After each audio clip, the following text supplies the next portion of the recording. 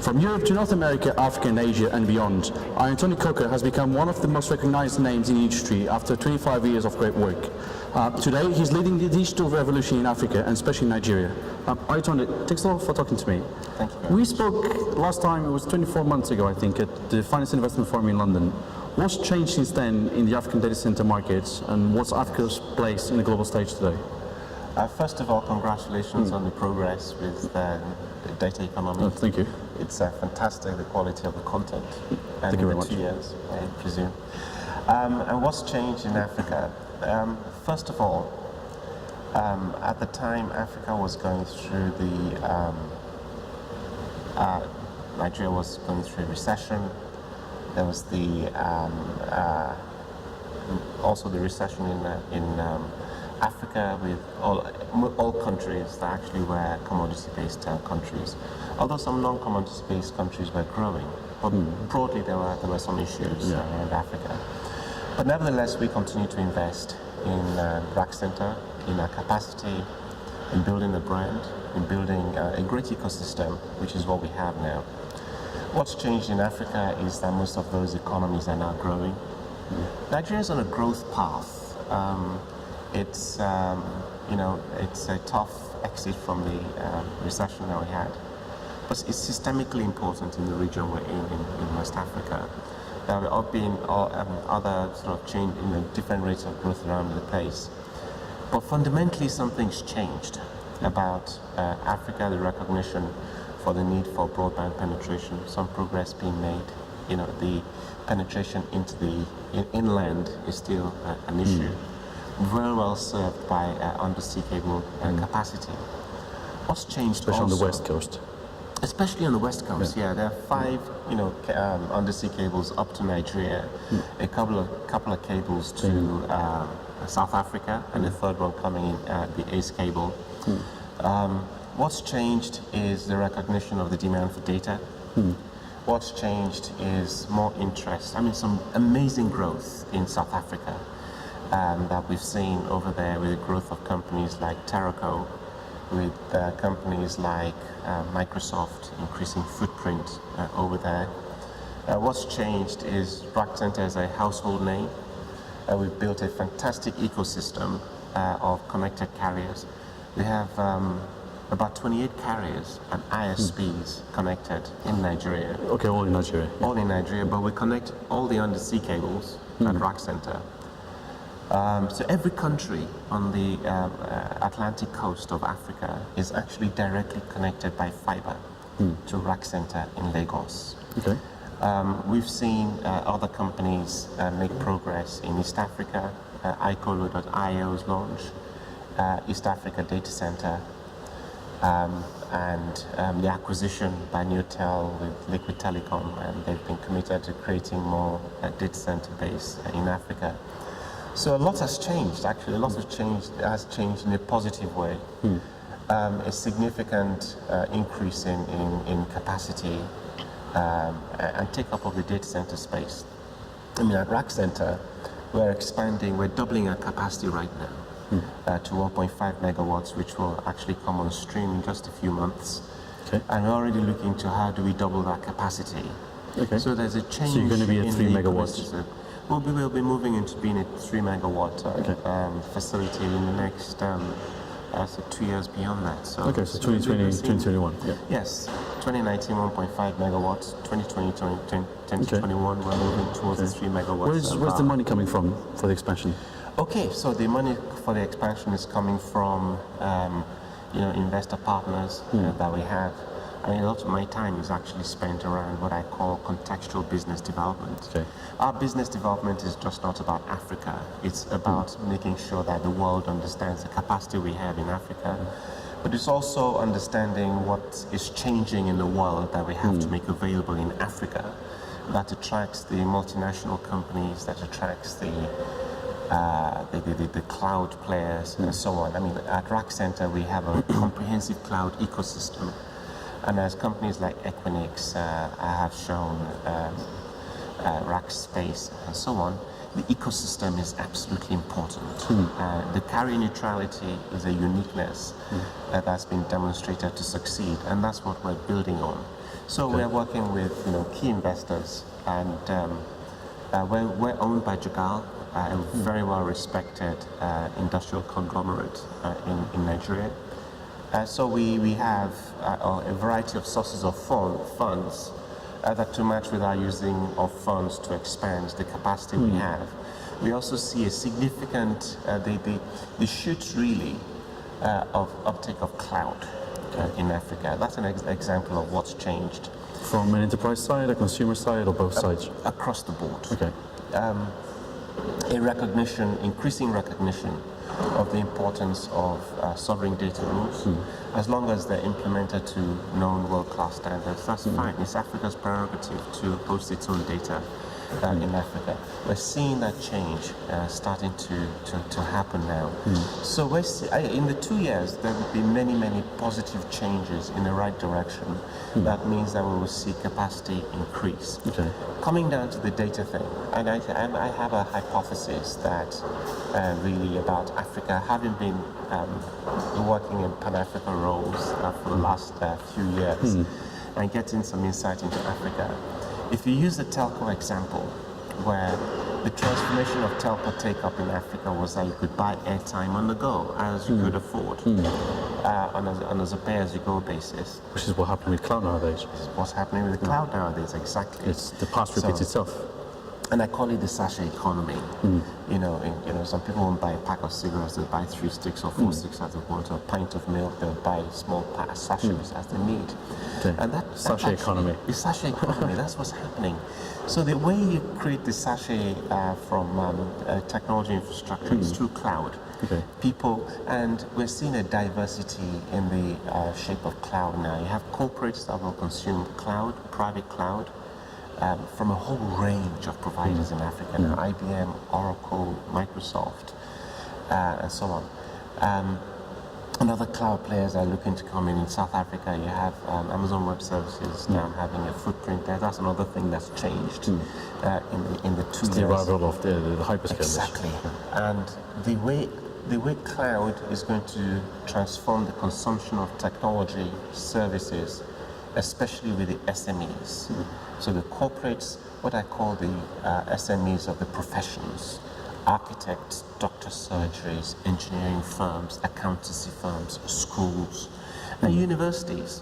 The shift that you'll see, that we're seeing actually, in what's changed in the last years, and we will see taking off over the next few years, is going to be a huge transformation for the consumption of cloud in Africa. The final piece I'd like to highlight is this also. We've realized that it's not just about having a cloud footprint where you are.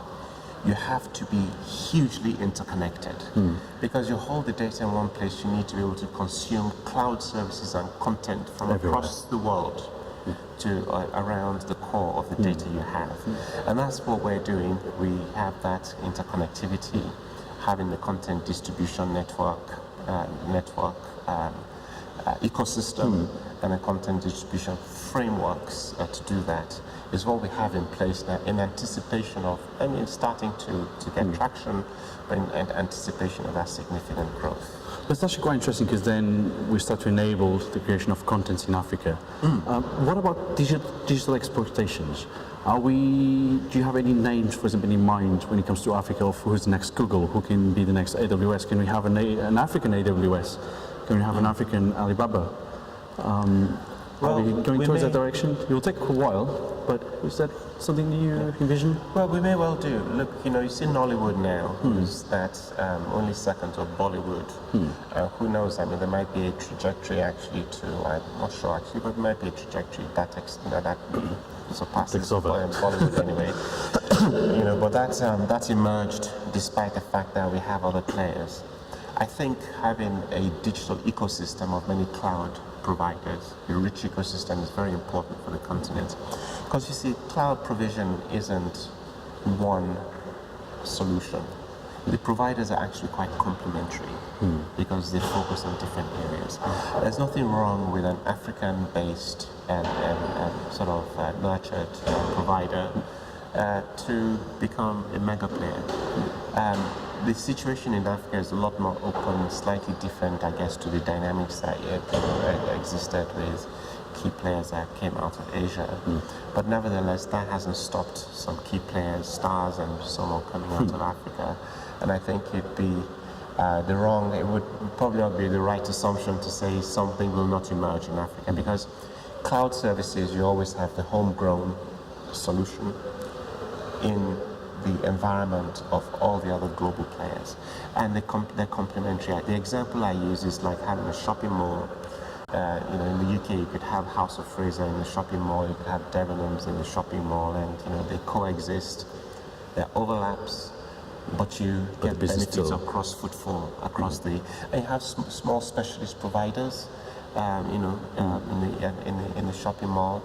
And it's the same thing that you get in a cloud-neutral environment, and certainly what we're anticipating in the cloud neutrality that we're establishing in Rack Center.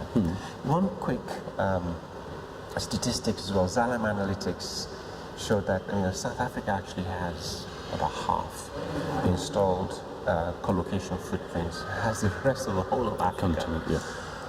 Clearly, with the geophysical location that Nigeria has, potentially in West Africa, proximity to Europe. And 200 million people as well. 200 million people. It's probably one of the largest. 2 billion. But 300 million in West Africa, just about 300 million, about 330, something like that. That's a huge base of where Nigeria is going to be a key anchor. It's a key anchor in West Africa. But I really do believe that the ECOWAS area is going to be able to feed off that. The proximity to Europe is going to be a key factor of growth that then balances off between South Africa, the West Africa, the Nigerian anchor in West Africa, the East Africa piece, and a good emerging ecosystem in North Africa to make up for that imbalance, which is why I say there's an imbalance right now between South Africa, and you see that growth, it's happening right now. That's what we're seeing, and it's bound to accelerate. We're adjusting the edges. And then looking at Rack Center, what's the plan for expansion? Are you just wanting to expand in the country, in Nigeria? You mentioned about doubling the capacity, so beyond that data center, what's planning? Okay, I talked about the capacity. I actually talked about our current location. We have our customers are actively asking us to set up another location, at least in Nigeria, which we're embarking on. And we are also on the journey to expand in other locations in West Africa. Okay, so you're going to go outside? We will go outside Nigeria. When's this going to happen? It's in process. Okay. And when's the opening phase? Well, you have a set of initial stages that you have to go through, which we're in right now. At a certain point, which I would expect to be more like Q1 next year, will be much clearer about some very, very specific timelines and opening stages. Interestingly, what we have is a great technology blueprint that allows us to get to market very, very quickly. We've demonstrated that in the location we have right now. Our expansions have been very successful. They've been award-winning to all quality standards, to time, ahead of time, to all cost benchmarks. We've won awards for that in Europe, in Africa. It's tested and known. We will build on those blueprints of delivery capacity and capability that we have, and the partners we work with, to very, very rapidly expand on our footprint and across boundaries. And as it's clear, I'll certainly let you know. Okay, what sort of countries are we talking about?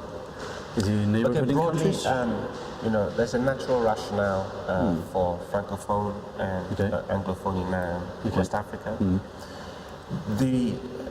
You've got the West Africa Monetary Zone, which is the English-speaking West Africa. You have French-speaking West Africa with the CFA franc, the Yoma zone. There's a natural balance between that. We already have customers who are interested in being anchor clients where we elect to be. There are a variety of things. We just need to get clear on some of the choices we're considering and then it'll be pretty clear exactly how that francophone footprint will emerge. Do you have, the final question I promise, do you have an idea what is it for around the uptake of the data center before you open it in terms of anchor crosses? Will it be 25%, 50%, 70% of customers that you've secured? If you wait till you secure 70% of customers for a data You wouldn't center, open it. you won't open it. Okay. You know, once we get good key anchor clients and they're all the ecosystem of partnerships that we have in place, that's enough of a drive. Strategically, we see the benefits of doing that. It's easy to feel, okay, there's all that scale that's likely to emerge out of Nigeria, but you really do need there's an upside effect of having broader regional footprint because you get the regional systemic relevance. And I believe, as a lot of organizations like you also have sort of let us understood that we have a great brand in Rack Center that actually is able to stretch. That's developed a great track record of delivery. And our customers tell us the feedback that they have is that they have outstanding customer service with us. So we want to build on that and continue to do that regionally. Okay. And then just looking at the event that we are in, this is Data Cloud. It's the first time that we are in Africa. So 2018 we premiered Data Cloud Africa. In 2019, in 12 months' time, what do you think the industry is going to be talking about? The issue seems to be a lot about connectivity. This seems to be the main challenge at the moment, together with power, but mainly connectivity. What are we going to be listening to next year? What's the challenge, the topic, the opportunity that we're going to be listening? Yeah. Well, I believe the opportunity will be growth. I believe the challenge is how to enable that in what is sort of a complex multi-country continent.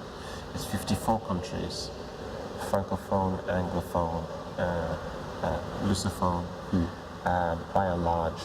Emerging players across the continent, and the challenges we talk about, the typical challenges you have